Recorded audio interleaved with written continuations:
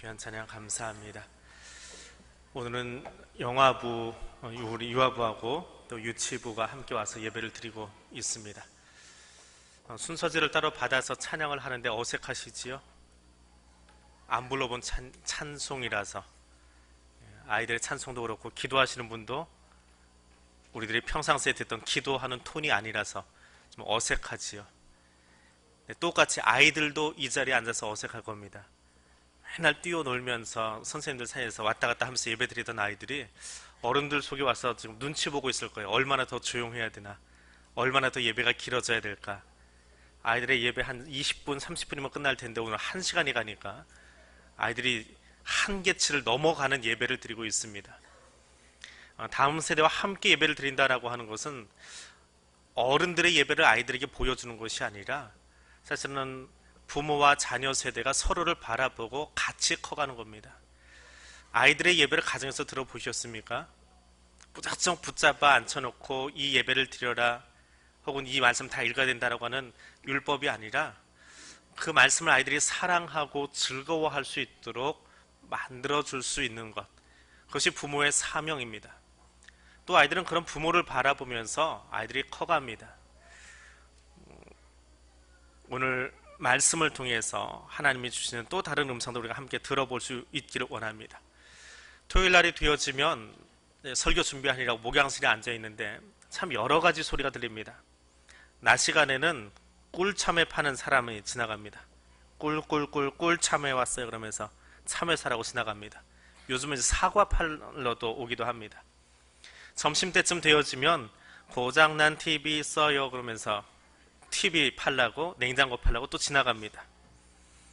요즘은 또 갈치 파는 아저씨 하나가 지나가요. 이분이 피곤하신지 지나가기만 하면 좋은데 꼭 여기 민속의 집 앞에 아주 차를 세워놓고 방송을 내 틀어놓습니다. 잠깐이라고 빨리 와서 사가라고 얼마 안 남았다고 하는 방송이 3-4시간 나옵니다. 완도에서 올라온 싱싱한 갈치 오늘 여러분께만 파격적인 가격에 드립니다 그러면서 3시간을 떠들고 있으면 나중에는 대사를 외울 수 있을 것 같아요. 토요일 날이 되어지면 이제 1시쯤 되면 교회로 오는 성도분들이 있습니다. 준비하기 위해서 와서 달그락달그락 하는 소리가 들리기 시작합니다. 주방에서도 소리가 들리고 또 2층에서도 소리가 들리고 움직이는 소리들이 들립니다. 한 4시쯤 되어지면 또 다른 소리가 들립니다. 성경 공부하는 모임들이 있어요. 청년부도 모여서 리더 그룹 모임들을 갖고 또 여기저기서 성경 공부하고 찬양하는 모습들이 들립니다. 저녁 시간이 되어지면 오케스트라가 찬양 연습을 하기 위해서 파트 연습도 하고 또 전체 연습도 하고 그 시끄러운 소리가 다 끝날 때가 9시 반쯤 되어집니다. 그때는 정말 조용해요. 딱 한 가지 소리는 교육자실 문이 여닫히는 소리만 들립니다. 교육자들이 한 10시쯤 퇴근을 합니다. 토요일날 주일 준비하고 나면 한 10시쯤 퇴근합니다. 그 소리가 다 끝나면 1시간 혼자만 있는 1시간이 있습니다. 11시까지 조용하게 있다가 그리고 지나갑니다. 근데 그 시간에 밖을 내다보면 권사님들이 지나가세요. 그 늦은 시간에 운동하기 위해서 나오셨다가 교회 앞을 지나갑니다. 지나가시면서 위를 쳐다보면 불이 2군데가 켜져 있습니다. 보통 일반적으로 켜 있는 곳이 2군데입니다. 목양실하고 교육자실에 불이 켜져 있습니다. 그럼 지나가다 말고 위를 쳐다보면서 기도를 하세요. 무슨 기도인지는 모르지만 대충 그럴 겁니다. 주일을 준비하고 있는 교육자들을 위해서 또 교회 아직 켜져 있는 전광판을 놓고 교회를 위해서 기도하실 거예요. 차림새는 운동복입니다. 운동화에 그냥 추리닝 입고 나오셨지만 교회를 바라보고 기도하고 지나가는 그런 분들의 소리가 저는 안 들리지만 하나님은 듣고 계실 거예요. 잠깐이지만 짧은 10초, 20초의 시간이지만 그렇게 앉아서 또 혹은 서서 교회를 바라보고 기도하고 지나가는 권사님들의 모습이 있습니다.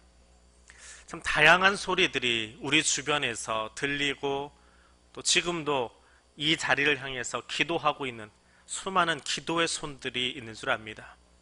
똑같이 저 화면을 바라보고 예배 시작하기 10분 전부터 예배가 마무리되어질 때까지 같이 기도하는 3층에 나이 드신 권사님들이 계십니다. 모든 예배 시간마다 그 기도하시는 분들 때문에 또 우리가 더 안전하고 더 은혜로운 예배를 드리지 않나 합니다.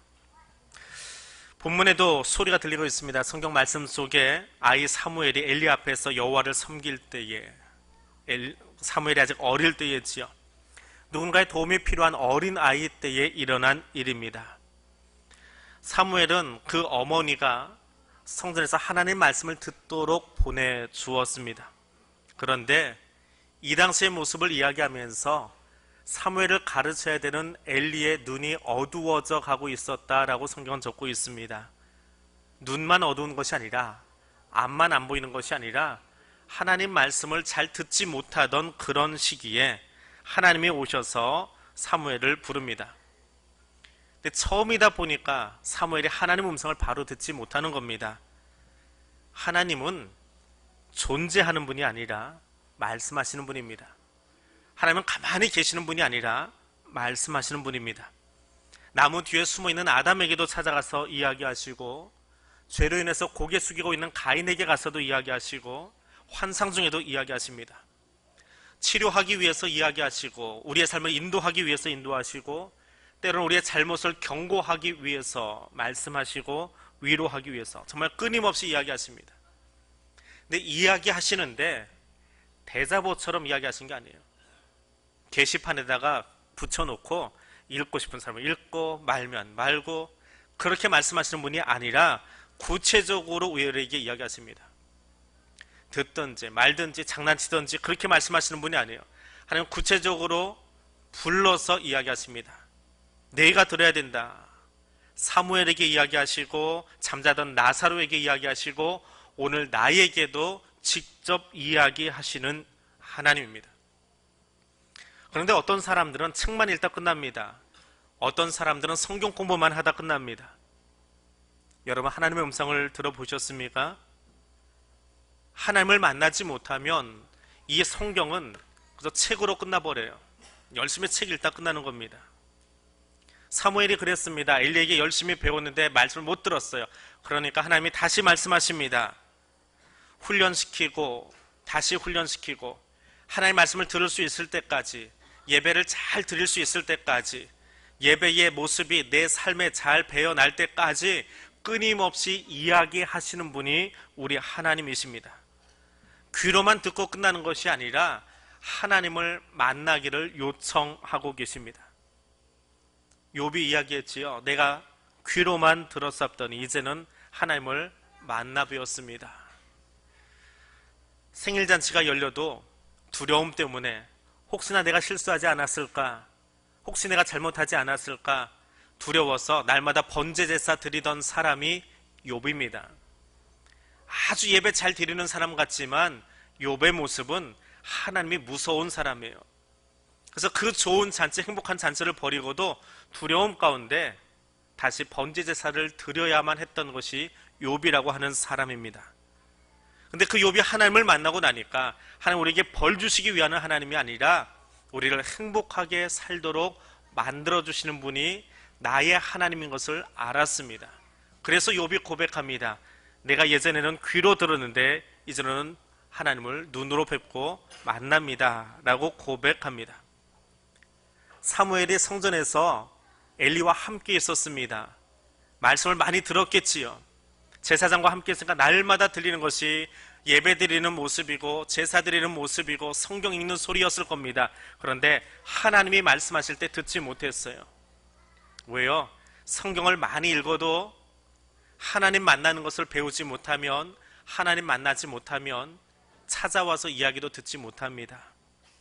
어느 날 하나님이 이야기하시는데 듣지 못했어요.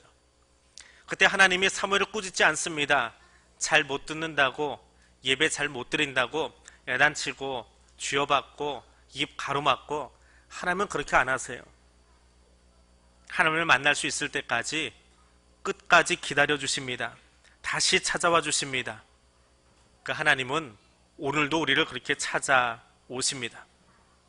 그리고 그 말씀을 들은 사무엘은 하나님 앞에 응답합니다. 말씀하옵소서, 주의 종이 듣겠습니다. 하나님이 어떻게 말씀하시는지 알고 나니까 그 앞에 엎드릴 수 있는 사람이 되어집니다. 만나면 듣기만 하는 것이 아니라 이야기를 합니다.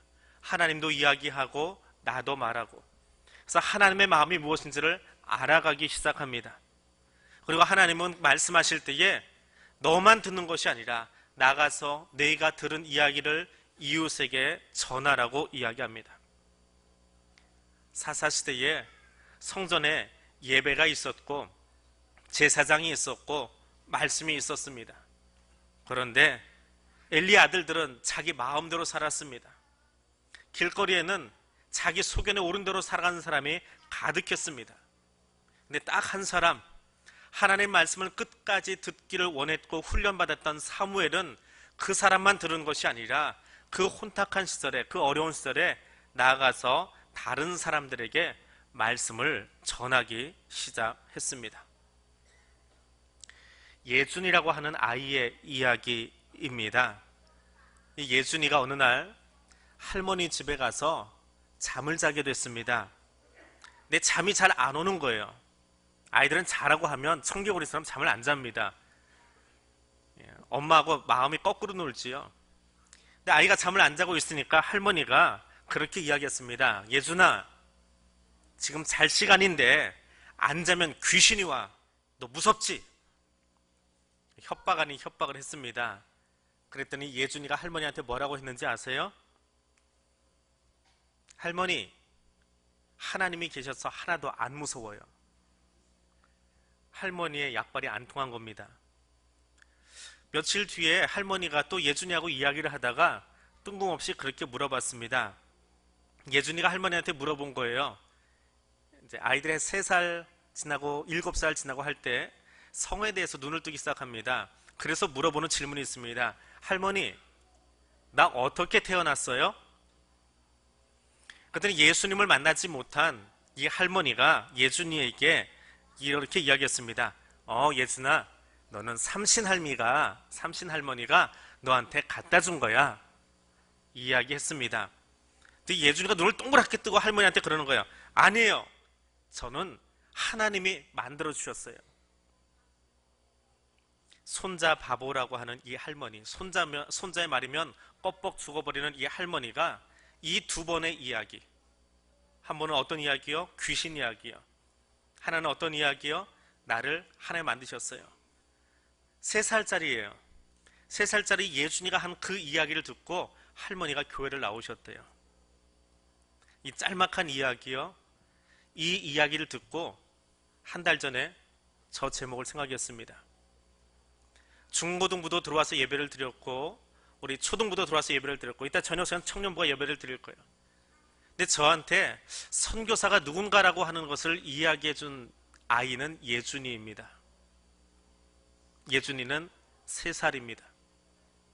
내가 무슨 선교사입니까? 도리질하는 사람들이 있습니다. 근데 저는 예준이를 바라보면서 교회 학교에서 선생님 말씀을 얼마나 잘 들었으면, 그리고 하나님이 나와 함께 하시는 것을 얼마나 잘 이해하고 있으면, 귀신이 온다고 하는 할머니 협박 앞에서도, 삼신할미가 만들었을 거라고 하는 할머니의 지엄하신 말씀 앞에서도 하나님이 만드셨고 하나님이 함께 하셨어요 라고 그 할머니의 삶을 바꾸어 줄 수 있는 그 아이를 바라보면서, 선교사는 누구요? 신학대학을 나오고 훈련을 잘 받고 그래서 나가는 사람이 아니라 교회 학교에서 말씀을 너무 잘 듣고 돌아가서 믿지 않는 엄마에게, 믿지 않는 아빠에게, 믿지 않는 할머니에게 하나님이 나를 만드셨어요 라고 한마디 외침으로 그 가정을 바꿀 수 있었던 그 사람, 그 예준이가 선교사이기에 5월 한 달 동안 나는 선교사입니다 라고 하는 주제를 가지고 말씀을 나누었습니다. 많이 배우고 많이 알고 그러면 똑똑해지나요? 그렇지 않습니다. 하나님이 나를 만드셨고 나를 위해서 죽으셨고 부활하셨고 지금 나와 함께 하십니다. 이것이면 족합니다. 저 옆에 앉아있는 아이들이 아직은 어리고 힘이 없습니다. 돌봄이 많이 필요한 아이들이지요. 2부에 안내를 쓰느라고 앞에 서서 아이들이 들어올 때마다 인사를 하면 오늘 안내위원들하고 이야기했는데요. 모습이 두 가지가 있습니다. 아침에 일찍 일어나서 개운한 아침을 맞이한 아이들은 배꼽 인사를 합니다. 그런데 아침에 너무 자고 싶은데 엄마가 억지로 깨워놨어요. 그럼 그날 아침 아이는 평상시에 그렇게 안기기도 잘 안기고 뽀뽀도 하는데 생뚱맞게 지나가 버립니다. 인사를 안 합니다. 그 아이는 아직 잠이 덜 깬 거예요. 그렇게 우리 아이들은 아직 돌봄이 필요한 어린 아이들입니다. 근데 그 아이의 마음속에 평생에 잊어버리지 아니하도록 하나님이 창조주 되시고 하나님이 구원자 되심을 귀에다가 들려줄 수 있으면 3살짜리 아이도 집에 가서 할머니를 변화시킬 수 있고요. 가정을 변화시킬 수 있습니다. 선교사는 훈련이 되어서 파송되기도 하지만 누군가는 그 선교사를 준비시켜 주어야 합니다. 오늘 영유아부 아이들은 준비되어진 선교사이기도 하고요. 또 앞으로 더 많이 준비되어야 할 미래의 선교사이기도 합니다. 이 아이들이 가정에서 또 저들이 다니는 어린이집이나 유치원에서 그건 저들이 살아갈 미래의 사회 속에서 훌륭한 선교사로 자라갈 수 있도록 기도하시기를 바랍니다. 아직 어린 선교사들이지만 저 아이들이 세상에 나가서 하나님이 함께 하시기 때문에 살아가는 그 삶이 두렵지 않고 오히려 행복하다고 말할 수 있는 아이들이 되어지도록 저들을 양육하고 세워가는 것은 지금 저 아이들을 안고 있는 교사들만이 아니라 여기 함께 예배드리는 저와 여러분 모두의 사명인 것을 기억하고 살아가실 수 있기를 바랍니다. 기도하겠습니다. 두 손 모으고 눈 감고 함께 기도하겠습니다. 사랑의 하나님, 어린 사무엘의 이야기를 들었습니다. 성전 안에 말씀이 가득해도 세상 사람들이 듣지 않고 지키지 않으므로 제 마음대로 살아갈 때에도 어린 사무엘은 하나님의 말씀을 바로 듣고 잘 전하는 사람이 되었습니다. 오늘 함께 예배드리는 영유아부 자녀들이 사무엘처럼 하나님의 말씀을 듣고 전하겠습니다. 다짐하게 하옵소서. 오늘 예배드리는 자녀들을 하나님의 거룩한 백성으로 세우겠습니다. 결단하는 부모와 교회가 되게 하여 주옵소서. 예수님 이름으로 기도드립니다. 아멘.